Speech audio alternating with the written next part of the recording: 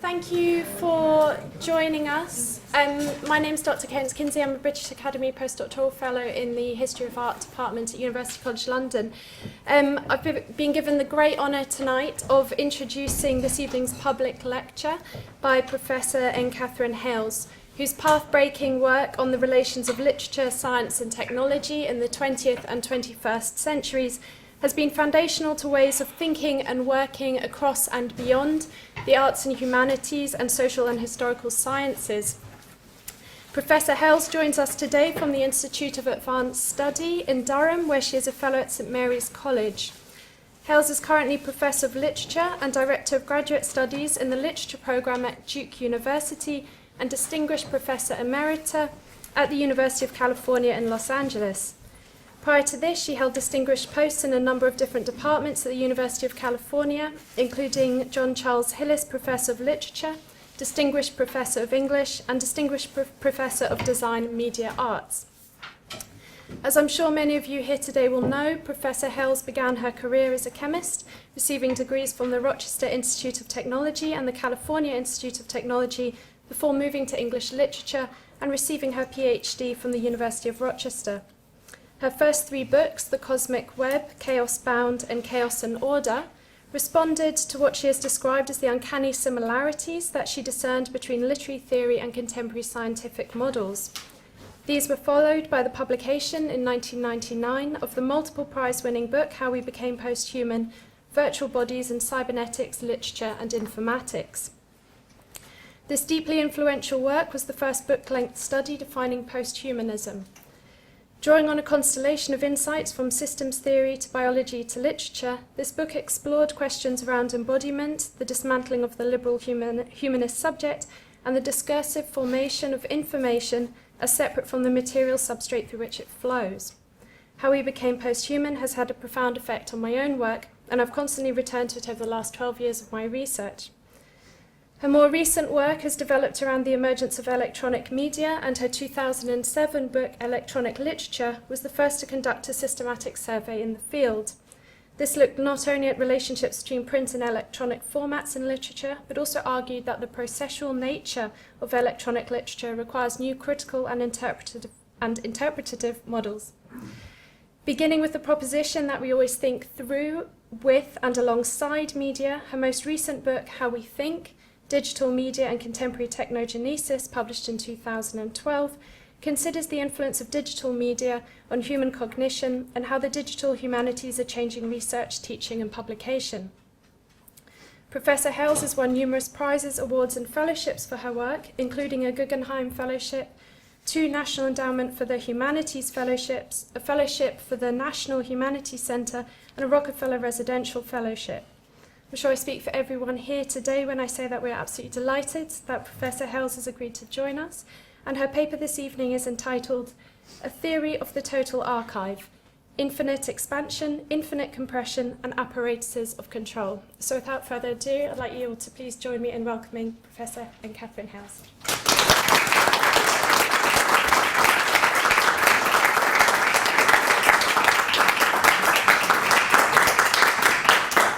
Thank you for that lovely introduction, and thanks to Boris and the conference organizers for the conference, which has been wonderful so far, and also for the invitation to be here. So tonight I'd like to offer a fairly concise theory of the total archive, and then take you for a romp through a book that I very much enjoy. So the theory is easily explained through 2 short stories by Boris. One is The Aleph. So those of you familiar with that story will know that the protagonist and narrator visits a rival poet only to find that the source of his inspiration for his dreadful poetry is a small sphere no more than an inch in diameter on the 19th step of the basement stairs. But this magical object has in it everything that exists in the earth. And of course, since it images everything in the earth, it has within it another Aleph. and that aleph also has another aleph. So this very evocative cover of the Spanish edition of a collection that bears this name is very appropriate because we see the dim figure of someone standing at the edge of a tunnel, but it's expanding out like that. The aleph is very small, but since it contains everything, it expands outward, and then there's within it another aleph and another aleph, and so forth. So we get the idea that you could start with the extremely compressed and expand outward. The Library of Babel gives us the opposite paradigm. So the Library of Babel has already been mentioned a couple of times in this conference, and those of you who know the story will know that the Library of Babel contains all of the books containing all of the possible permutations of the letters of the alphabet according to the number of pages that the narrator specifies. At the end of that story, the narrator asks a question which has puzzled philosophers and metaphysicians throughout the ages. What happens when the library ends? Is there an end to the library?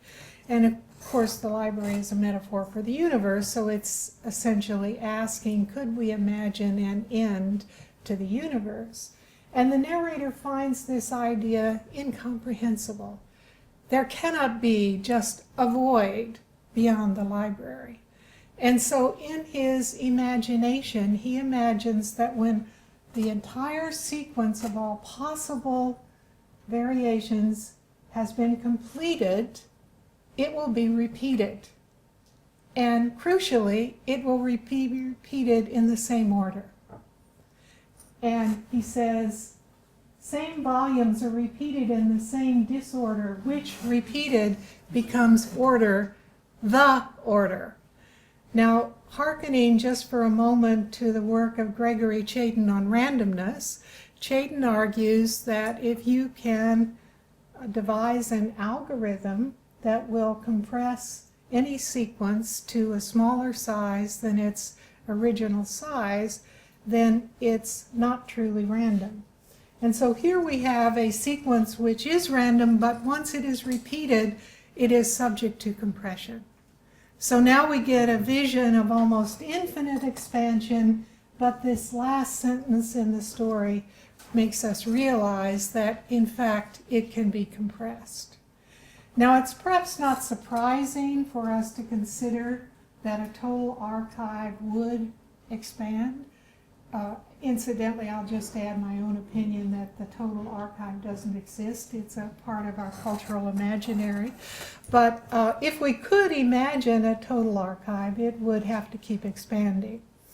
I had a mathematician friend of mine figure out the permutation possibilities for Borges's Library of Babel. And he came up with this interesting way of looking at things. Imagine that you have the whole volume of the universe at your disposal, and you divide the volume of the universe into 1 centimeter cubes. Now imagine that you have a kind of Maxwell's demon sitting on top of each cube, and every second, every demon in this whole vast space takes out the volume that's in there and puts in another volume. Throughout all of time, from the beginning of the universe to the present, you would not be able to get through all the books in Borges's library in that scenario. So this gives us a kind of tangible feeling for the kinds of numbers that he's talking about. So what we have then is the possibility of an infinite expansion, which is, as I said, not that surprising. What is surprising is that the dynamic of infinite expansion is coupled with a dynamic of infinite compression. So even though they seem like they would be opposites, actually, time after time after time, we see that they're coupled. And they're coupled in a dynamic in which they constantly flip into one another, like the aleph expanding, the library compressing. And always, I'm going to make this claim, At the inflection point, where we go from expansion to compression and compression to expansion, there exists an apparatus of control which mediates between this change. So let's look at some real life examples of where we might see this kind of dynamic in action. From my own neck of the woods in North Carolina, this is the Jim Hunt Library at North Carolina State University, a really remarkable piece of engineering and a beautiful building. And in this, they don't have humans to retrieve the books, they have robots. So here we see what they call the book bot, and you can see on the book bot's shelf there's a carton of books. So you put in your request, the book bot goes and collects the books and then delivers them. By having the book bot, the library was able to save 30% of the space that would have been taken up if they had human accessible stacks. And what did they do with this compression? Expanded. But in this case, they expanded to provide more space for the human users. Perhaps the most extreme example we have today of compression is digitization. But digitization is subject to the same kind of dynamic that I've been describing. This is a picture of Gordon Bell at Microsoft. And Gordon has decided to consign all of the books in which he's entombed here and all the pieces of paper to digitization. And his colleagues at Microsoft created an archiving program called My Life Bits. And so Gordon is now engaged in what they call life logging, different from life blogging. And he's making a digital record of everything. His daughter's soccer game, not just all his professional papers and the paper that used to cross his desk and so forth. So we get this vision of infinite expansion with computer memory being cheap now, just record everything. Sort of like when Google started Gmail, they didn't have a delete button because they didn't think it was necessary. You just archive everything. And then customers told them, no, we really want a delete button. So they put the delete function in.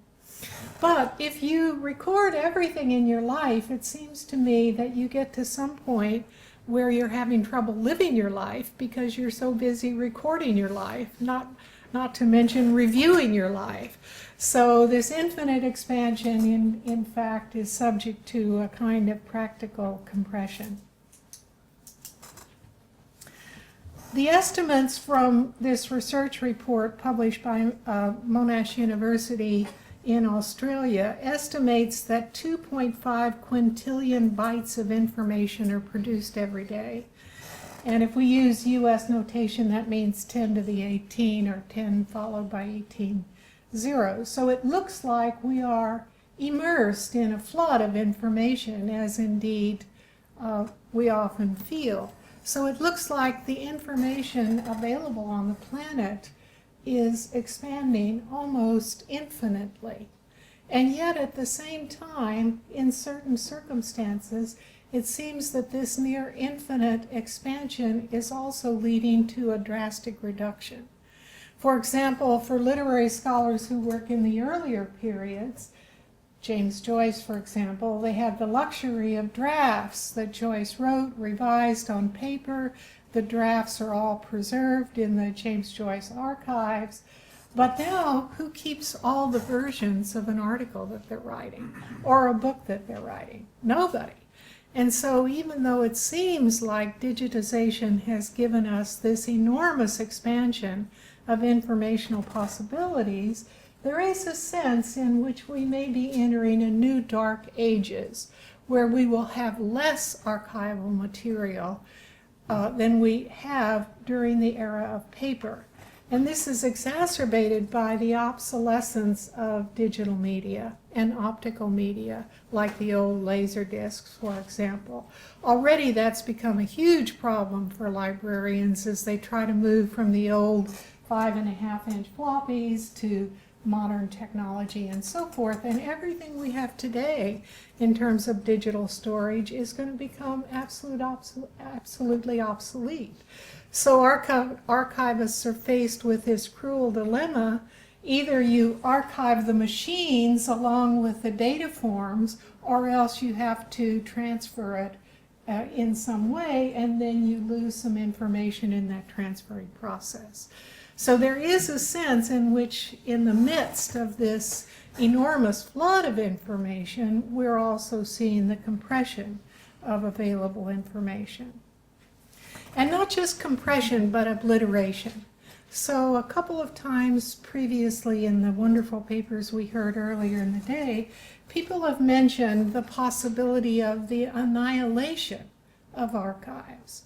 And this quote from Derrida in his article, No Apocalypse, Not Now, specifically identifies a nuclear war as an event that could obliterate, as he says, irreversible destruction, leave no traces of the juridico-literary archive.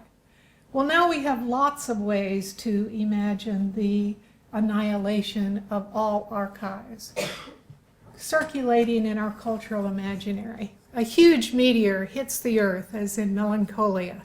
Everything is destroyed. Climate collapse causes a complete ecological collapse. If the archives are still there, there won't be anyone to read them, and so on and so forth. So in the face of this fear of the obliteration of archives, we have what Jenny Radin and Joanna Radin were talking about earlier today, gene sequencing and gene banks, sometimes seen as a way to archive plants, specimens, organisms of various kinds that may be eradicated in the sixth mass extinction that we're now undergoing. And perhaps the latest of these is the Human Microbiome Project, a project to sequence and archive all of the microorganisms in the human body. So that brings me to the fear of the eradication of the microbiome archive. Here's a picture of Christian Bock, and he looks strange in this picture because he's a wonderful practitioner of sound poetry, and he's able to distort his mouth and face in ways that create this almost incredible array of sounds, which is what he's doing here. For the past several years, Christian has been engaged in what he calls the xenotext experiment. And the basic idea here is to encode into the DNA of an extremophile his poetry, and then when the extremophile produces a protein, it writes another poem in response. Now, the extremophile requires a little explanation. There are various microorganisms which qualify as extremophiles. These are organisms so resilient you almost cannot kill them. They exist in sulfuric acid in Yellowstone geysers. They have been known to survive trips into outer space on the outside of the capsule, not on the inside. So they are extremely resilient. And Christian's idea here is that the microorganisms he's working with which is Deinococcus radiodurans, will survive anything, including a direct nuclear hit, because that's why it's named radiodurans. It can survive unbelievable amounts of radiation. Now, this is an altogether mad project. It's mad because, incidentally, Christian tells us no microorganism will hurt in the progress of this experiment. None of us were hurt in this making of this film. But in any event, it's mad because, first of all, he's got these elaborate correspondence rules which enable him to translate between English letters and the genetic code. If all humans died, no one would be able to reconstruct these. But anyway, if all humans die, who would be left to read the genetic sequence of Deinococcus radiodurans? So it's mad, it's crazy, and it's wonderful. And he has succeeded in getting the DNA to express this with his elaborate rules. Any style of life is prim, and it took him a long time to find where to inject this into the DNA sequence so that the organism could fold the protein in a sustainable way, but finally he achieved that through years of work, and the organism responded. The fairy is Rosie of gold. Roughly $200,000. What do you think? Is the poetry worth it? Okay. So another example of extreme compression. Now I think that there is a way in which print books in the current era are especially concerned with archival issues. And the reason that they are concerned with archival issues is that print books are being destroyed by libraries as their contents become digitized. This is a big concern for literary fields where we rely on different versions of texts and so forth. So guidelines have been issued about keeping a portion of the print archive. But for example, in my section of the country, there's a collaboration between libraries so that they will keep one copy of a print book in one library. And then all the other copies of that book in other libraries are being destroyed and digitized in their content. So Vernon Vinga in his book Rainbow's End has a very graphic description of this set in the Geisel Library at UC San Diego, where they have robots tearing the books off of the shelf, throwing them into shredders. The shredders all tear them up. Then the shards are thrown into the air and optically imaged and then put back together as coherent text by an optical imager. So the CIA would love this. The National Security Agency recently posted a challenge of paper shards to see if people could put them together to recover the original documents. This was a big challenge, and obviously the NSA has a vested interest in this. If some government installation somewhere is about to fall and they shred all their documents, how are you going to devise the algorithms to put all these shards back together? It took a team of people to figure out the algorithms, but they were successful and won the prize. Okay, so that's the sort of theoretical portion of my talk, and now I'd like to discuss how this applies in the case of a particular book. This is a collaborative venture by J.J. Abrams, who is the person who masterminded the Lost TV series, if you saw that, as well as Fringe and some other shows. And he was stopping at a bus stop one day, and there was a print book there. And he happened to pick it up, and inside was a note from someone who had deliberately left it, saying, whoever finds this book, I'm so-and-so and so, please keep this book and enjoy it. So he got this idea for a project in which a book would function both as a book and a kind of archive of handwritten messages. So he teamed up with a writer, Doug Dorst. He kind of masterminded the project in Hollywood fashion, and then Doug Dorst actually did the writing to create this work.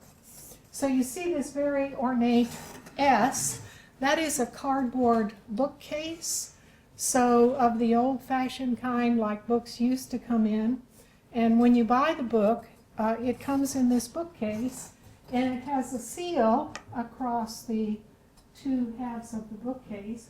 So you have to perform a minor desecration in order to read the book. You have to break the seal. You might even feel guilty. I felt guilty about breaking the seal, but what the heck? You know, I paid $30 for this book. I'm going to read it. So I break the seal and I take it out, and first thing I do is open the back cover. And it presents as an old library book. There's a catalog entry on the spine, and then you get this checkout slip like you have in library books, and the pages are yellowed like it was an old library book, and you read this injunction: keep this book clean. Borrowers finding this book pencil marked, written upon, mutilated, or unwarrantedly defaced are expected to report it to the librarian. You open the book, this is what you find. So nearly every page is radically defaced. And in fact, what happens is you get the print narrative with very large margins, and then all of these handwritten entries by two people that I will describe shortly in different colored inks. And it turns out that the colors of the ink are significant. They're in very different handwritings. Jen has this kind of loopy cursive. Eric has this neat printing in whole block letters. But they also, although the entries are largely chronological, they flip backward and add comments retrospectively to things they wrote earlier. So you have to be attentive to the hand, you have to be attentive to the color of the ink, because it really functions like a palimpsest. And then on the cover, on the title page, we get Ship of Theseus. So the work really has two titles. The title of the book is The Ship of Theseus. The title of the whole work is S. And we'll see why these two titles in a moment. But turns out he pinched it off of his high school library, which Jen points out to him on the very first page. And The Ship of Theseus is by an author noted here as V.M. Straka. And the text has been translated by a translator known only by the initials FXC. So let's turn now to the print narrative, and then we'll sort of work from the print narrative outward. The protagonist of the print narrative is a man who has lost his memory. He has no idea who he is, but he finds in his pocket a scrap of paper with an ornate S in it. And so pretty soon the narrator, and also finally the protagonist himself, begins to think of himself as S. And S is an initial that will come to have multiple meanings throughout this text. He wanders into a city. He's dripping wet. He doesn't know why. He's aching. Did he fall? He can't remember. And in a tavern that he enters, he finds Sola reading a huge book. He tells Sola that he has lost his memory. She looks at him carefully and says, "You should be careful who you tell that to." And right behind him is someone ready to hijack him and take him onto a ship. In the progress of the narrative, S begins to mean not just this one protagonist, but a group of conspirators who are resisting the arch-villain of the text, an arms manufacturer called Vivoda. And Vivoda has at his disposal all kinds of apparatuses of control: detectives, agents, corporations, newspapers. And when S first enters the city, there are factory workers demonstrating against Vivoda, as it will turn out fruitlessly. So, skipping ahead, S eventually has to run away from the city, and he's taken on board a mysterious ship. And that is, as the title tells us, the Ship of Theseus. The Ship of Theseus refers to an ancient riddle first appearing in Plutarch. So Theseus returns to Athens. The Athenians preserve his ship, but the wood rots out with time. They start replacing this, replacing that. Pretty soon, the whole ship has been replaced. And Plutarch enunciates this: is this the same ship? So immediately questions of identity, of memory, surface in the narrative through the title of the text, Ship of Theseus. So it turns out that the conspiratorial group called S is resisting Voda throughout all of the print narrative. And eventually S, the protagonist, becomes an assassin, assigned the task of assassinating 57 of Voda's agents. The only constructive activity that the conspirators engage in throughout all of this text is to attempt to preserve archives.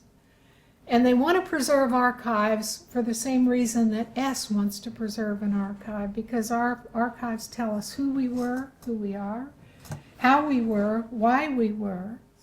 And so the text constantly presents us with this problem that Christian Bach is also concerned with. What happens when archives are threatened and or unstable? S begins to realize that the sailors on the ship have something strange about them, and eventually he realizes that each sailor has his mouth sewn shut with black thread. This disturbing image was created by Bad Robot Productions, with which J.J. Abrams is associated. So he created this visualization as a kind of publicity for the book. I myself find it disturbing for any number of reasons.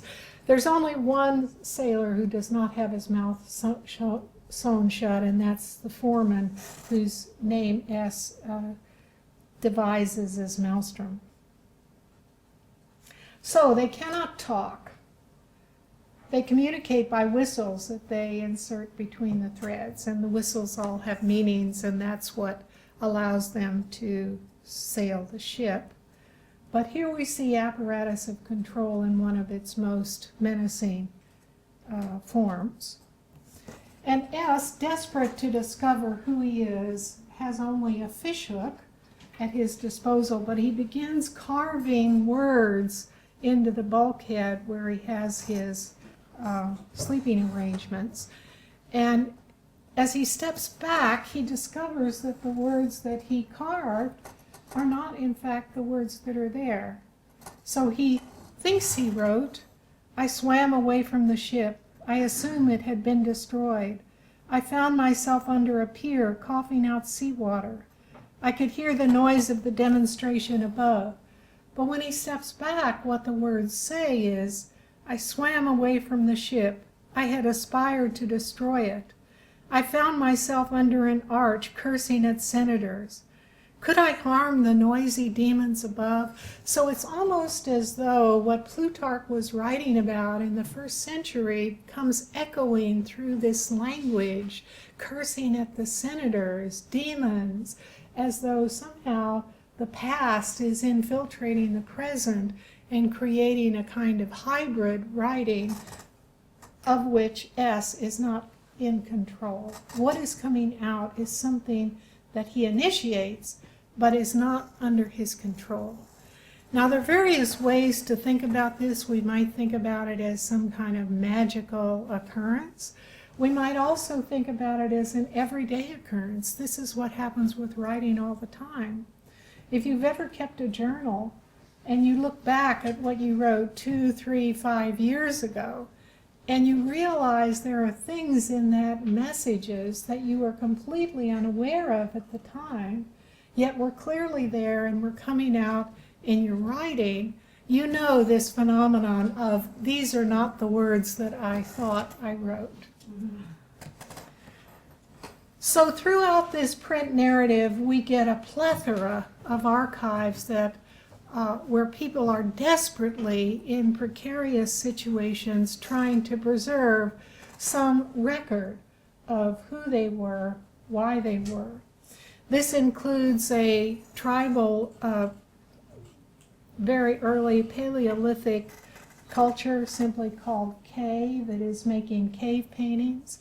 And when the S conspiracy group goes into the caves to flee from Voda's henchmen, at first the cave paintings are graphic and vivid, done by many hands, but as they go deeper in caves, the number of hands diminishes, and finally at the end there's only one person trying to keep alive the record of this tribe.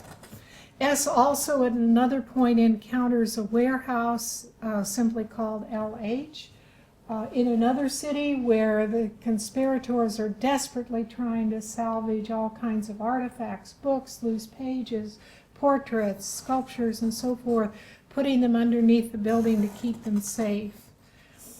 S visits an island made out of obsidian. The lady lives on the island. She too is curating and preserving. He later journeys into the territory where he meets a jungle tribe who have created an archive of petroglyphs on the sides of mountains. And then there's S's own obsessive writing. When he's exiled to the winter city, he gets a daily newspaper every day. He has no other paper. He writes in the margins and between the lines of type in the newspaper. Writing, writing, writing, writing. Why? Because he has no choice. He has to keep writing. Meanwhile, Voivoda and his henchmen are busy destroying the archives. They bomb the warehouse where the group had tried to keep some artifacts safe. They blast the library. Finally, they bomb the ship, destroying even the bulkhead. They blow the top off the mountain petroglyphs to mine what is simply called the substance to create some mega weapon. And then there's the assassination of the group members of S through a process called defenestration. As far as I know, there's only one writer in contemporary literature who used the word defenestration.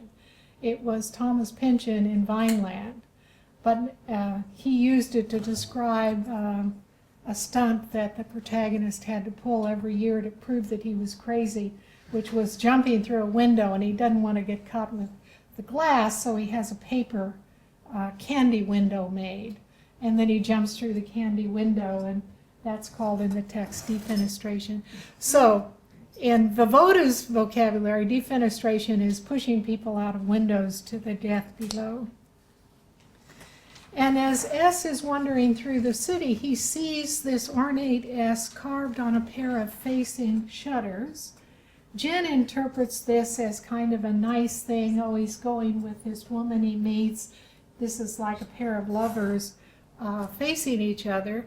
But it soon becomes much more ominous because, in fact, the conspiracy group is following the same tactics as Voivoda's henchmen. And even though S, for most of the time, is described as the resistance group, they become increasingly indistinguishable except for their goals. Both are carrying out assassinations. Both leave one page torn from a book in the pockets of their victims. And one S agent tells another, when the Voivoda group does it, it's a signature. When the conspirators do it, it's a mockery. But increasingly, S comes to believe there's little or no difference between the two groups. So that's the print narrative. Now let's expand outward to the handwritten entries in the book. These are written by two want-to-be academics, Jen Hayward, an English undergraduate major, who's desperately trying to write papers that will get her a passing grade on Eliot and Wallace and other people. Eric, a PhD student who has been ripped off by his advisor and is now exiled from campus, so creeps around campus through the steam tunnels. And together, Eric and Jen begin talking about the mystery of the print narrative. So there's a huge mystery surrounding who VMS, VM Straka, was as a historical figure. There's also a mystery surrounding who his translator, FXC, was.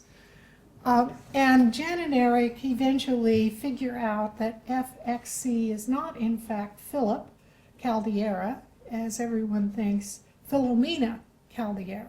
Translator is, in fact, a woman, and that she was involved with Straka in a kind of platonic long-distance relationship where they were communicating through his print text and her footnotes to that text. So you begin to see how there's a recursive mirroring here between Jen and Eric and Philomena and Straka. So Philomena's footnotes obviously serve as apparatuses of control. They are trying to constrict the meaning of the text as she interprets various passages for a given interpretation, a compression technique. But at the same time, Jen and Eric gradually realize that these footnotes contain codes. So they're a kind of double writing. The footnotes now expand to contain a coded message within them, all within this control apparatus of the editorial footnote. Professor Moody is Eric's former dissertation advisor who's gotten him disgraced. Ilsa is Moody's TA who is in control of the grades that Jen receives on her paper. So there are these apparatuses of control that we're all very familiar with in an academic setting, and there's also the publishers of a book. Moody has his own theory about who VMS was historically. He looks like is going to get his book published. Jen and Eric have another theory. They're trying to get their book published, and so the publisher is another apparatus of control determining who will get to expand into a book length. But we're not done yet. Inside the book are various inserts, 33 inserts, at various strategic places in the book. And as you attempt to read the book, these invariably fall out. So should you feel inclined to buy this book, I have a word of advice. Take all of the inserts out, but note the page number on which each of the inserts appeared so that you'll be able to correlate them with what's happening in the print text. So this shows some of the inserts. Here is the fake obituary for Philomena that they come to realize, Jen and Eric realize is fake, and then Jen translates it for Eric. Eric then decides that he will go to Brazil to try to find Philomena. This is a postcard that he sends to Philomena from Brazil, talking about trying to track down the bird-watching nightingale, and of course that refers to Philomena. This is the handy little code wheel you're given so that you can use it to decode some of the codes in the footnotes. The rather blurry photograph is the only existing photograph of Philomena. And here we get Eric's list of all of the actual murders that VMS was accused of perpetrating. So not only is there a conspiracy in the text, there's a conspiracy in the, quote, real life world of VMS. S has continued from its presence in the print narrative into the 1920s, 30s, 40s, and 50s, and then Jen and Eric think it's continuing into their present as well. We're still not done, but we're close. So, after you finish the print narrative, and you finish the handwritten notes, and you've read all of the inserts, and I can testify this takes quite a while, you are then ready to begin exploring the website. So there are multiple websites about this text, and they're not just on people commenting on the text, although there are a lot of those, but in a website attributed to Jen, the alternate ending for the book appears. So we have been told that when Philomena went to collect the 10th chapter from VMS, she's meeting him for the very first time. They've only communicated by the post. He gives her the hotel where she's to go. She's to wait in the restaurant. She waits till midnight. The restaurant closes. She realizes something is wrong. She rushes up to his room with the clerk. He has been defenestrated. He has been pushed out of the window. His body is lying in the alley. Loose pages are blowing around the chapter 10 that he was to deliver to her. She rushes down and now has the choice, should she follow the ambulance or should she collect the pages, and she chooses to collect the pages. And out of that, she reconstructs chapter 10, and she says in a footnote that she's not going to distinguish between her interpolations and VMS's own writing. She sees chapter 10, the conclusion of the narrative, as a collaboration between them.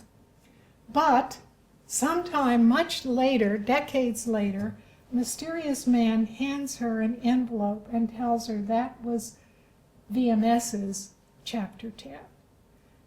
And she chooses never to open that envelope. But Jen and Eric open it, and now the alternate chapter 10, which is written supposedly by Straka, now appears on the website that you can access if you want. So the ambiguities and the mysteries deepen. So S then is kind of the archetypal archival fiction. Indefinite expansion, indefinite compression, apparatuses of control. The archive keeps growing. At several of these websites, you are encouraged to write in the book yourself and then upload your handwritten editions to the website so that the actual content of the book could expand indefinitely. But since we learned that the assassins have continued into the present, the threat keeps growing as well. So with that, I'll conclude, and thank you.